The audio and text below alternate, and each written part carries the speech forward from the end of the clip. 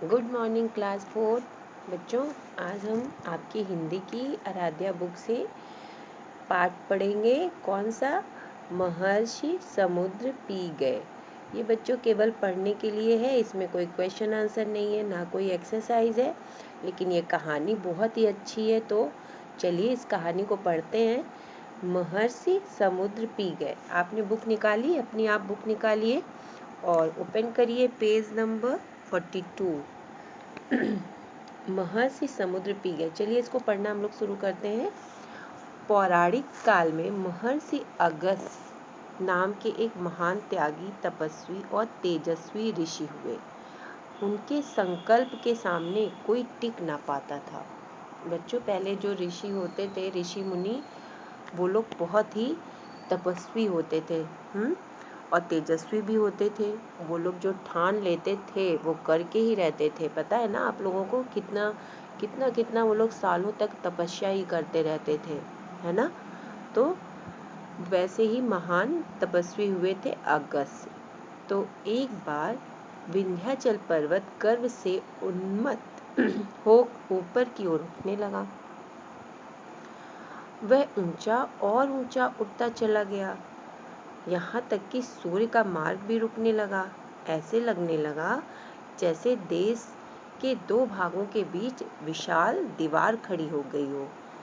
तो महर्षि अगस्त्य को दक्षिण की ओर जाना था। मार्ग में विंध्याचल पड़ता था, सो वे मार्ग में पड़ने वाले विंध्याचल के सामने जाकर खड़े हुए। विंध्याचल ने उनका बहुत आदर सत्कार किया और आने का कारण पूछा। महर्षि बोले, मुझे दक्षिण की ओर जाना है, परंतु तुम्हारे कारण मेरा मार्ग रुक गया है, मुझे आगे जाने दो। अब पेज इधर देखिए, पेज नंबर 43 पे। विंध्याचल महर्षि का कोप भाजन नहीं बनना चाहता था। वो जानता था पहले की जो ऋषि मुनि थे, उनको जब क्रोध आ जाता था तो वे तुरंत श्राप दे देते थे। तो वो कुछ भी कह देते थे, वो हो जाता था, क्योंकि वो इतने तपस्वी होते थे ना, वो इतने सालों तक तपस्या करते थे, इसीलिए उनके अंदर वो तेज आ जाता था। वो जो कह देते थे वो होता था।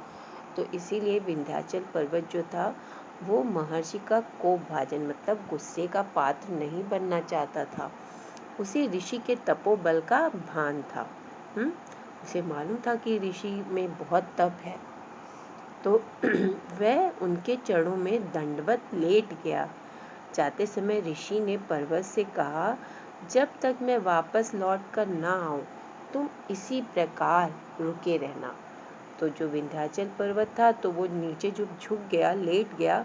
तो उसको ऋषि ने कहा कि जब तक मैं वापस ना आऊं तब तक तुम इसी प्रकार रहना।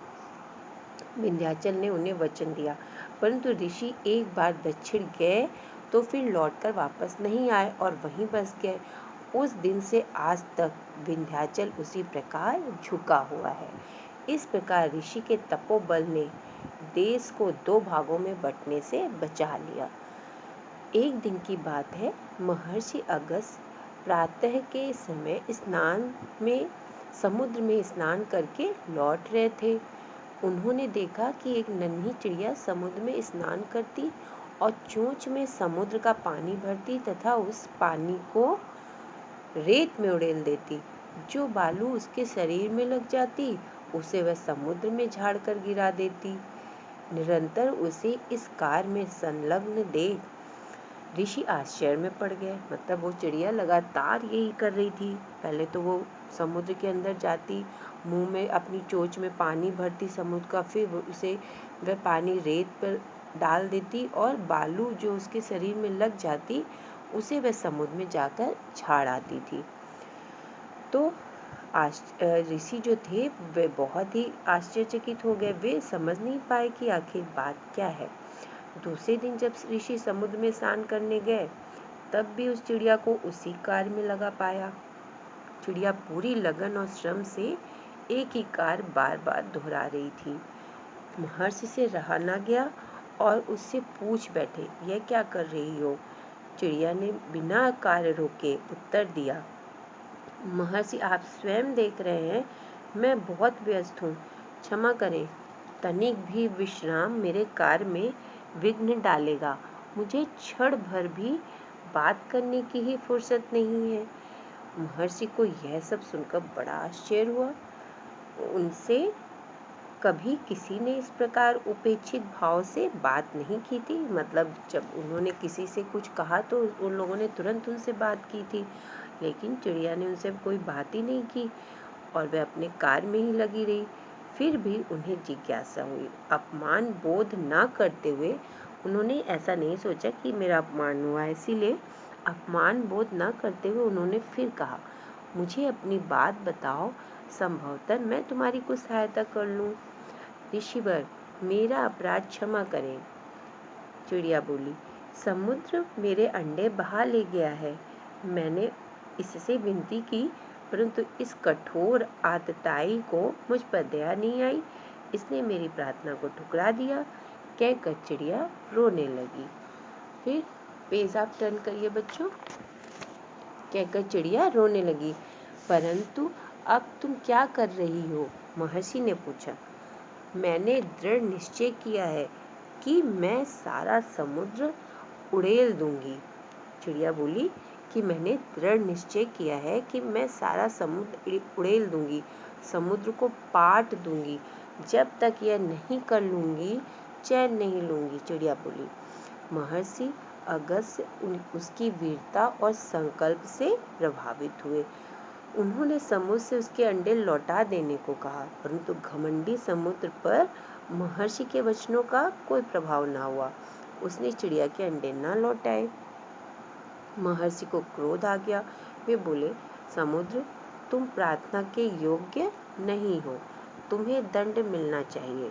भगवान राम ने तुम्हें धनुष पर बाढ़ चढ़ाकर सुख लेने का निर्णय लिया था और तुमने भयभीत होकर उनसे प्रार्थना की, तब तुम पर पुल बांधा गया। आज मैं तुम्हें पूरा पी जाऊंगा। कहकर महर्षि ने समुद्र का सारा जल आचमन कर लिया, है ना। उन्होंने अपने उसमें ले लिया समुद्र का सारा जल। तो अब समुद्र गिड़गिड़ा कर उसे प्रार्थना करने लगा। उसने चिड़िया के अंडे वापस कर दिए और महर्षि ने उसे क्षमा कर दिया। इस वृत्तांत इस धारणा को सुनिश्चित करता है, मतलब बच्चों ये कहानी जो है ये सुनिश्चित करती है कि जब नन्हा प्राणी भी दृढ़ निश्चय कर लेता है तो भगवान भी किसी न किसी रूप में उसकी सहायता करते हैं, है ना बच्चों। कहानी अच्छी थी ना। देखा आपने कि एक छोटी सी चिड़िया ने भी कितना दृढ़ संकल्प ले लिया और वह लगातार अपने काम को करती रही, उससे घबरा भी नहीं रही थी वो, है ना। तो बच्चों इस कहानी से क्या सीखा आपने? यही ना कि जो भी काम करिए उसको दृढ़ होकर के करिए, तो भगवान आपकी जरूर सहायता करेंगे, है ना।